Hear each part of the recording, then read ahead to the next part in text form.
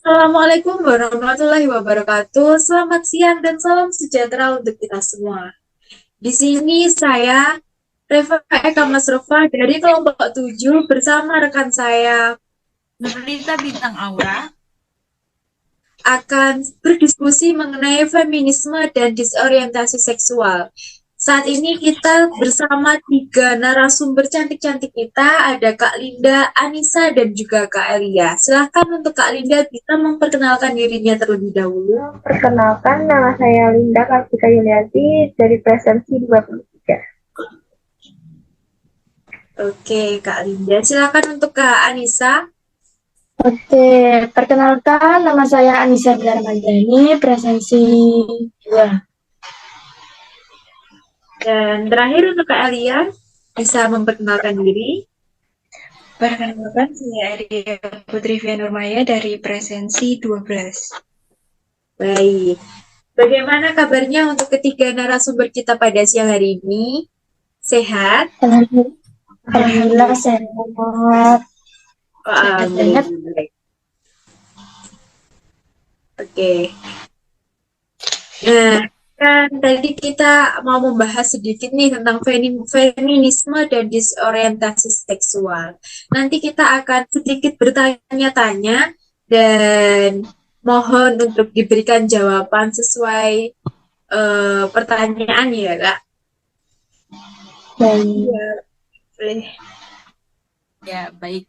Sebelumnya nih dari teman-teman yang lihat podcast atau yang nonton podcast nih, mungkin nggak tahu ya, feminisme itu apa sih? Jadi teman-teman, feminisme itu kan gerakan sosial dan politik yang tujuannya tuh untuk mencapai kesetaraan gender antara perempuan dan laki-laki. Nah, ini tuh melibatkan hak-hak perempuan, terus kayak penolakan terhadap diskriminasi dan lain-lain. Nah, di sekitar kita, di lingkungan kita itu kayak udah berbagai kalangan itu muncul gitu loh. Ciri-ciri feminisme di lingkungan kita. Nah, jadi yang pertama saya dan Kak Reva mau tanyain kepada narasumber nih, gimana sih pandangannya terhadap peran feminisme dalam membahas isu-isu kesetaraan gender di masyarakat? Mungkin Kak Alia nih yang pertama mau menjawab pertanyaannya. Oh iya, baik. Menurut saya ada beberapa survei dan pandangan ataupun pendapat dari para ahli mengenai peran feminisme dalam kesetaraan gender ini yang membahas isu-isunya terutama di masyarakat. Ada pendukung feminisme sendiri berpendapat bahwa pandangan mereka itu terhadap gerakan ini berperan untuk memperjuangkan hak dan kesetaraan perempuan. Ada pun seorang kritikus juga berpendapat bahwa gerakan ini kadangkala berlebihan dan bersikap anti laki-laki, tapi tidak selalu melihat persoalan dari sudut pandang kedua belah pihak. Sebagian pihak juga berpendapat bahwa feminisme itu perlu terus mengangkat isu-isu baru seperti kekerasan berbasis gender, kesetaraan upah, diskriminasi di tempat kerja, dan peran perempuan dalam keluarga. Ada juga yang berpendapat bahwa gerakan ini kurang melibatkan laki-laki sebagai mitra dalam memperjuangkan kesetaraan gendernya. Sejumlah kalangan juga berpendapat feminisme itu perlu diinternalisasikan ke dalam berbagai kebijakan dan regulasi negara untuk mewujudkan kesetaraan gender secara menyeluruh. Umumnya feminisme itu juga diakui sebagai gerakan yang berperan besar meningkatkan kesadaran akan hak asasi perempuan. Kurang lebih seperti itu. Berarti banyak juga ya pandangan orang-orang dan macam-macam pandangannya. Jadi ada yang setuju, ada yang enggak, ada yang setengah-setengah gitu. Oke, oke, oke. Mungkin gimana nih Kak Reva nih? Oke, nah dari jawaban-jawabannya tadi, kalau menurut pendapat dari Kak Elia sendiri, dari gerakan feminis tersebut berpengaruh terhadap perubahan budaya dan norma-norma sosial seputar peran gender nggak sih? Iya, tentunya feminisme itu juga berperan sangat besar dan sangat penting, krusial dalam mengubah persepsi masyarakat tentang peran perempuan yang sebelumnya itu dianggap hanya sebatas pada lingkup rumah tangga. Nah, begitu. Perempuan itu memiliki kesempatan lebih luas di berbagai bidang. Gerakan ini ikut menghapuskan berbagai norma patriarki yang membatasi akses dan partisipasi perempuan dalam pendidikan, pekerjaan, ataupun kehidupan di publik lainnya. Feminisme itu juga turut mempengaruhi internalisasi nilai-nilai baru, seperti kesetaraan, keadilan, dan penghargaan terhadap hak asasi manusia di kalangan masyarakat umum.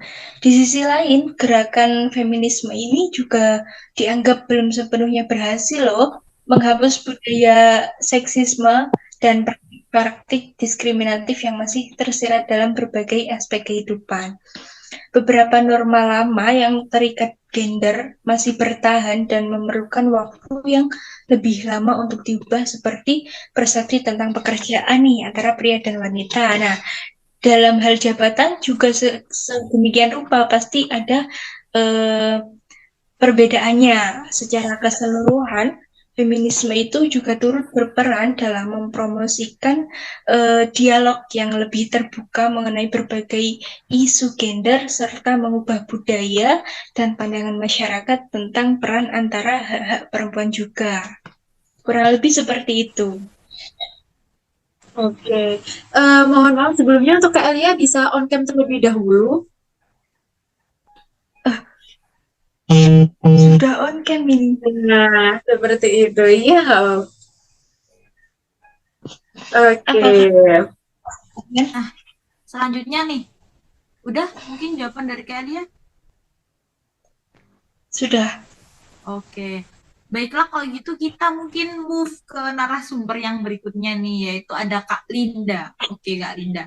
Di sini aku mau nanya nih Kak Linda tentang disorientasi seksual. Nah, jadi kita masuk dulu ya ke peran pendidikannya. Jadi disorientasi sosial itu kan merujuk pada keadaan di mana individu sama kelompok ini mengalami kebingungan, confuse, atau ketidakpastian terkait norma-norma kayak sosial, terus nilai-nilai gitu kan. Terus ini biasanya kan muncul pas orang nggak mampu memahami atau mengikuti aturan. Jadi kalau kita masuk ke dunia pendidikan nih, apa peran pendidikan itu sendiri dalam mengatasi disorientasi seksual dan menciptakan lingkungan yang inklusif? Mungkin bisa langsung dijawab dengan Kak Linda. Baik, menurut saya, peran pendidikan memiliki peran krusial dalam mengatasi disorientasi seksual dan menciptakan lingkungan yang inklusif. Melalui pendidikan yang inklusif dan berbasis pada pemahaman seksualitas yang beragam, individu dapat lebih memahami dan menghormati perbedaan seksual satu antara yang lainnya. Dan ini membantu mengurangi stigmatisasi dan mempromosikan toleransi serta menciptakan lingkungan yang mendukung keberagaman dan kesetaraan. Menurut saya begitu.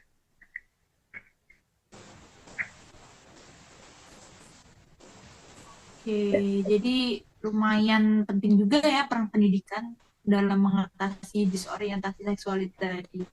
Siap. Silakan mungkin gimana nih Kak Reva menurut Kak? Kita mau lanjut kembali ke Kak Elia lagi atau masih mau lanjut ke Kak Linda nih untuk Kak Nurlita? Mungkin kita next ke Kak Elia nih, gimana? Oke, kita balik lagi ke Kak Elia lagi ya. Nah, di sini kan ada prasangka spesifik mengenai identitas gender nih Kak, yang dapat menyebabkan disorientasi seksual. Menurut Kakak sendiri itu apa sih dan bagaimana cara untuk mengatasinya? Nah, menurut saya itu ada beberapa prasangka spesifik nih Kak, yang mengenai identitas gender yang dapat menyebabkan disorientasi seksual. Antara lain yaitu prasangka bahwa laki-laki itu harus kuat, menunjukkan sikap maskulinnya, sementara perempuan itu lemah lembut dan peka terhadap emosi. Ini juga bisa menekan orang untuk menekan di mana sisi feminim dan maskulin pada laki-laki dan perempuan. Anggapan juga bahwa laki-laki itu boleh tertarik pada wanita dan perempuan hanya pada pria. Jadi itu kayak membuat orang merasa bersalah jika adanya kurang strike. Kalau peribahasa zaman sekarang itu LGBT, kurang lebih seperti itu.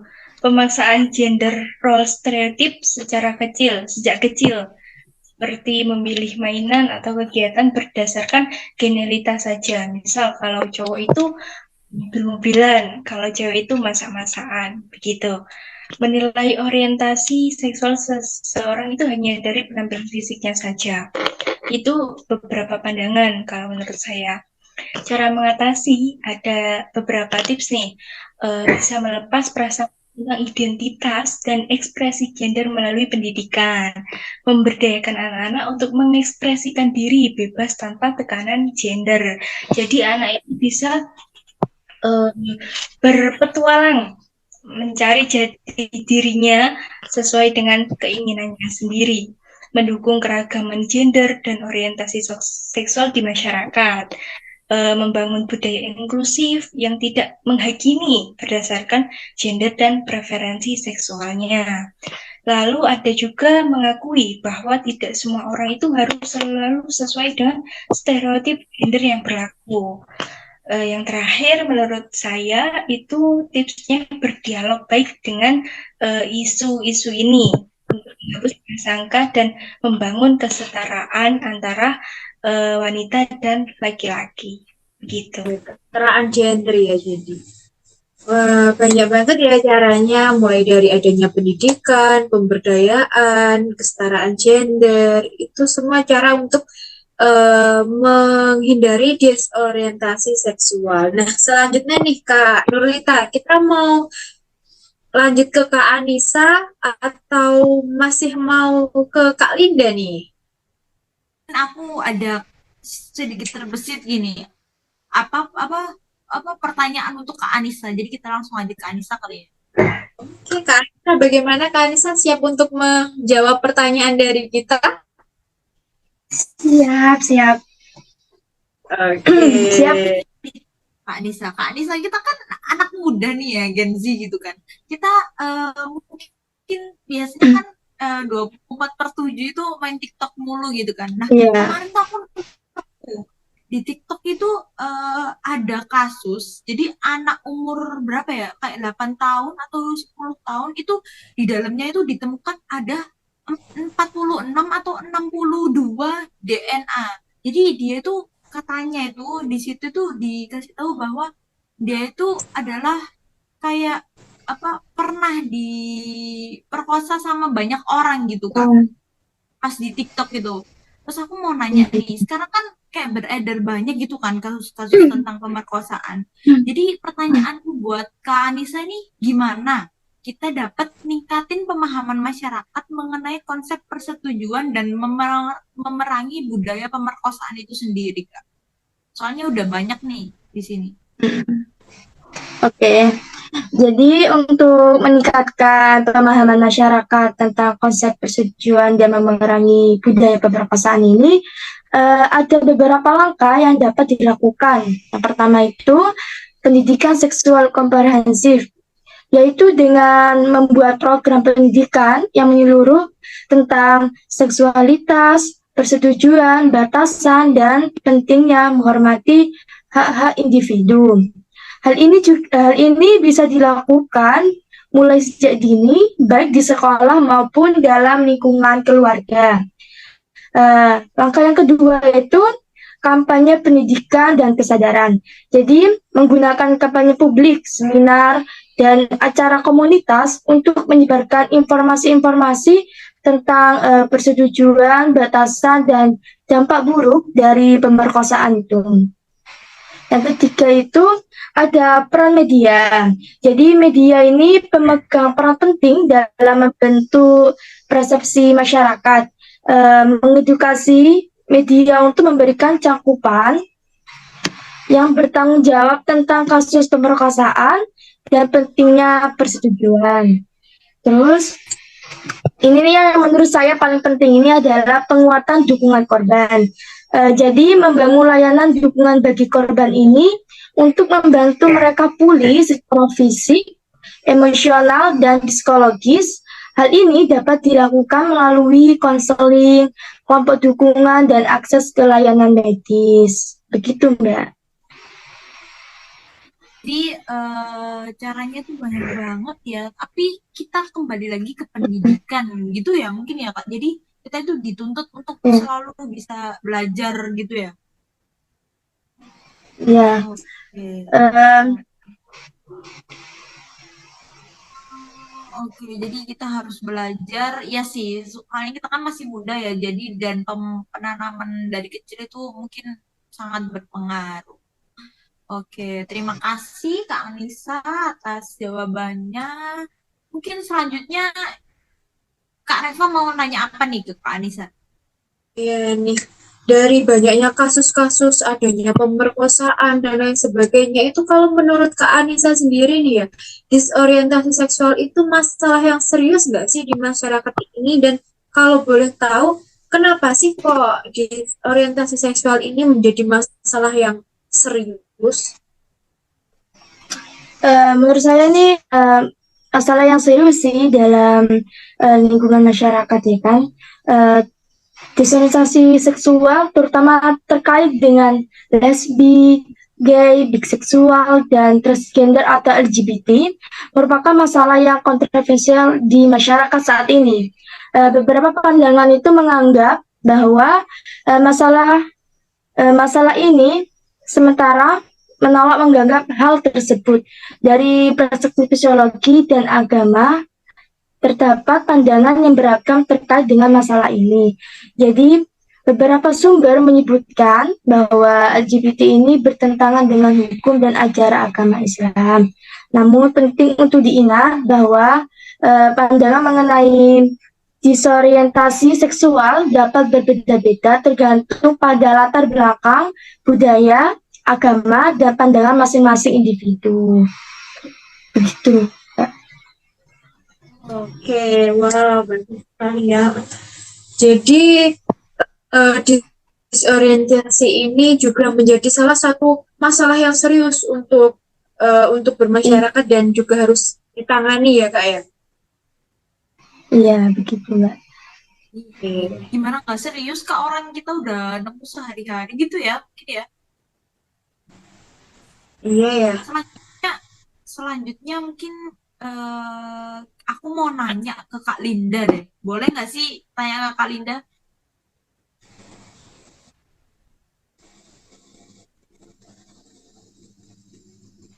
Kak Linda udah siap? Siap. Oke. Jadi Kak pertanyaan Linda masih semangat ya sih nih? Kak Linda sendiri masih semangat ya sih? iya, semangat banget kayaknya. Kak Linda masih ngantuk ya? Soalnya ini siang-siang juga ya Kak Linda ya?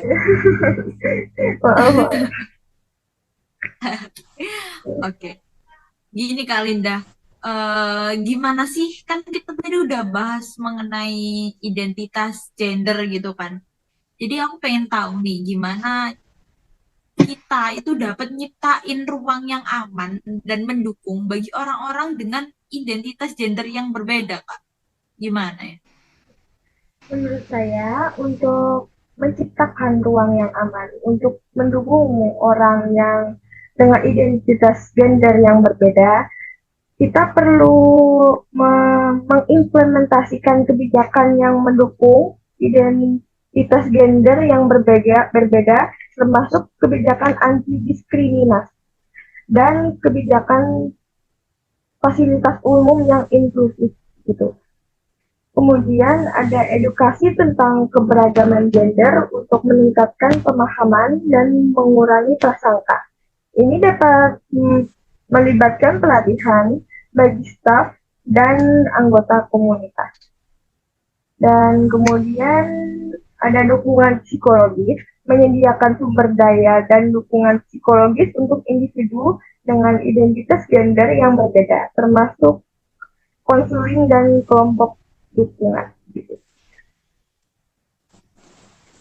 Jadi edukasi psikologis itu juga penting ya, dan untungnya kita itu kuliah di Universitas Negeri Malang yang ada jurusan psikologinya. Mungkin untuk para Keren. penonton nih yang mau ini Kak, mau jadi psikolog ya Kak Reva ya, itu Iya, bisa. bisa banget daftar di Universitas Negeri Malang.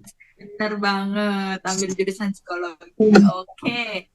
Selanjutnya nih, mau nanya apa lagi nih ke Kak Linda, Kak Ini Reva? aku mau nanya mengenai langkah-langkah apa sih Kak yang dapat kita ambil untuk mendidik masyarakat sekitar mengenai pentingnya adanya kesetaraan gender, hak-hak individu dalam kaitannya dengan seksualitas. Ya, mungkin kita bisa mengadakan seminar begitu ya, seminar mengenai tentang mengenai topik ini, kesetaraan gender, hak asasi individu, dan seksualitas agar orang dapat terlibat dalam diskusi yang mendalam mengenai topik yang terkait. Kemudian kita bisa mengampanyekan secara online di media sosial gitu. Menggunakan media sosial untuk menyebarkan informasi tentang kesetaraan gender dan hak individu. Kampanye online dapat mencapai audiens yang lebih luas karena kan kita semua pakai sosial media ya. Jadi cakupannya bisa lebih luas begitu daripada kita yang mungkin yang seminar. Menurut saya. Wah, terima kasih ya untuk jawabannya itu selalu memberikan solusi-solusi yang bisa dipahami gitu ya Kak Nur ya. Iya, terbaik deh solusinya pokoknya. Ada lagi nggak sih Kak Nur yang mau ditanyakan untuk narasumber kita? Mungkin satu pertanyaan lagi ya untuk Kak Anissa ya. Satu pertanyaan live nih. Benar, satu pertanyaan. Ini tentang lembaga pemerintahan kita nih dan lembaga pendidikan kita. Jadi gini Kak Anissa, kan kita udah bahas tentang masalah-masalah tentang kebijakan hak-hak individu mengenai seksualitas sama identitas gender. Nah, yang aku pertanyain itu perannya pemerintah dan lembaga pendidikan ini dalam mengembangkan kebijakan yang mendukung hak-hak individu mengenai seksualitas tadi dan identitas gender yang tadi itu apa aja, gimana, apa sih perannya pemerintah dan lembaga pendidikan itu, Kak? Oke, jadi pemerintah dalam lembaga pendidikan ini memiliki peran penting dalam mengembangkan kebijakan yang mendukung hak-hak individu terkait seksualitas dan identitas gender. Jadi peran pemerintah yaitu pembuatan kebijakan. Pemerintah itu bertanggung jawab untuk membuat kebijakan yang melindungi hak-hak individu terkait seksualitas dan identitas gender. Ini termasuk kebijakan anti diskriminasi, hak untuk mendapatkan pendidikan seksual yang komprehensif dan terbuka, serta perlindungan hukum bagi komunitas LGBT. Yang kedua yaitu penyediaan sumber daya. Jadi menyediakan sumber daya seperti layanan kesehatan yang inklusif, bantuan hukum, dan dukungan psikososial untuk individu yang menghadapi diskriminasi atau kekerasan berbasis gender. Selanjutnya, pendidikan dan pelatihan. Memberikan pelatihan kepada petugas publik seperti polisi, tenaga medis, dan pekerja sosial untuk meningkatkan pemahaman mereka tentang isu-isu LGBT dan kebutuhan individu terkait. Yang terakhir, pendukung dan pengawasan. Jadi pemerintah itu memberikan dukungan dan pengawasan terhadap implementasi kebijakan yang mendukung hak individu terkait seksualitas dan identitas gender di berbagai sektor. Oke. Selanjutnya peran lembaga pendidikan. Yang pertama itu pendidikan seksual komprehensif. Itu merancang kurikulum yang menyeluruh tentang seksualitas, persetujuan identitas gender dan keragaman seksual. Ini mencakup memberikan pengetahuan yang akurat, menghormati perbedaan, dan mengajarkan nilai-nilai inklusivitas. Yang kedua, lingkungan inklusif. Jadi lembaga pendidikan ini menciptakan lingkungan belajar yang aman, inklusif, dan mendukung bagi semua siswa, termasuk mereka dari komunitas LGBT itu. Yang terakhir ini, dukungan psikososial. Jadi menyediakan dukungan konseling dan sumber daya lainnya bagi siswa yang menghadapi pemikiran stres atau diskriminasi terkait identitas gender atau orientasi seksual mereka. Kurang lebihnya begitu, Mbak. Oke, wah, jawabannya sangat-sangat membantu ya. Terima kasih ya untuk semuanya narasumber kita telah memberikan jawaban yang sangat-sangat bagus pokoknya. Nah, dan intinya tuh feminisme berperan penting dalam memperjuangkan hak dan kesetaraan antara wanita dan juga pria. Gerakan ini juga bertujuan untuk memastikan wanita dan pria mendapat perlakuan yang sama dan kesempatan yang setara di berbagai aspek kehidupan tanpa memandang gender atau jenis kelamin. Feminim juga melawan diskriminasi dan pemberantasan hak wanita akibat sistem patriarki. Gerakan ini juga menuntut turut mengubah pandangan masyarakat tentang peran gender dan memberdayakan wanita. Feminisme berperan besar dalam meningkatkan kesadaran akan pentingnya kesetaraan akan wanita dan perempuan, dan juga masih dibutuhkan upaya lebih lanjut untuk menghilangkan diskriminasi berbasis gender di berbagai institusi dan budaya, untuk mendorong inklusi dan menghargai ekspresi gender tanpa paksaan stereotip penting untuk masyarakat yang lebih adil. Jadi, peran feminisme dalam memperjuangkan kesetaraan gender dan keadilan antara wanita dan pria di berbagai aspek kehidupan. Bukan begitu untuk Kak Nurlita? Ya, bener banget. Jadi bahasan kita kali ini tuh mungkin lebih ke arah sedikit-sedikit ke politik gitu ya, dan ke masyarakat ya. Soalnya ini kan berhubungan langsung dengan kita gitu ya, Kak ya. Iya. Untuk Oke, meningkatkan kesetaraan gender ya, tidak ada perbedaan antara laki-laki tuh harus kuat, kalau perempuan itu lemah, enggak. Jadi tuh untuk menyetarakan itu semua ya, Kak ya. iya bener banget. Jadi kalau ada yang para penonton yang nonton mungkin ada yang lihat drama Korea Strong Woman, Strong Girl Do Bong Soon atau Gangnam Sun. Nah, itu kan si ceweknya malahan yang kuat tuh. Yang Jadi kuat, itu bener banget. iya kan? Iya, jadi kayak gitulah mungkin bayangan kita itu sebagai generasi Gen Z gitu. Mungkin ada yang mau ditanyain nggak nih, Kak Reva, ke narasumber kita? Ada yang mau ditanyain lagi apa nggak? Udah cukup sih dari pertanyaan-pertanyaan kita dari tadi, dan juga jawaban yang diberikan narasumber kita itu sudah sangat Bagus. cukup gitu loh. Sangat dijawab juga. Oke, kalau gitu mungkin kita langsung terima kasih, mengucapkan terima kasih buat Kak Elia, buat Kak Indah, dan Kak Anissa karena telah menyempatkan waktunya untuk kita wawancarai dan kita undang untuk buat podcast bersama gitu ya. Selanjutnya kita bakal bisa ketemu lagi di lain kesempatan, mungkin di podcast lainnya gitu ya, Kak Reva ya. Podcast selanjutnya nggak sih, Kak ya? Iya, dengan tema yang berbeda dan lebih seru tentunya. Iya, betul sekali. Kalau gitu terima kasih untuk semuanya telah menyempatkan waktunya.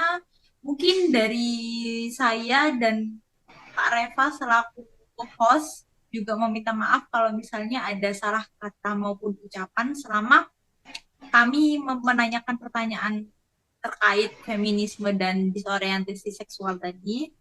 Mungkin itu saja, dan kami ucapkan terima kasih para penonton juga Jangan lupa saksikan podcast kita selanjutnya, insya Allah. Mungkin Insya itu Allah. aja. Selamat siang. Salam sejahtera buat kita semuanya. Wassalamualaikum warahmatullahi wabarakatuh. Waalaikumsalam. warahmatullahi wabarakatuh. Alhamdulillah, Alhamdulillah, all praises to Allah, all praises to Allah. Alhamdulillah, Alhamdulillah, all praises to Allah, all praises to Allah. I never thought about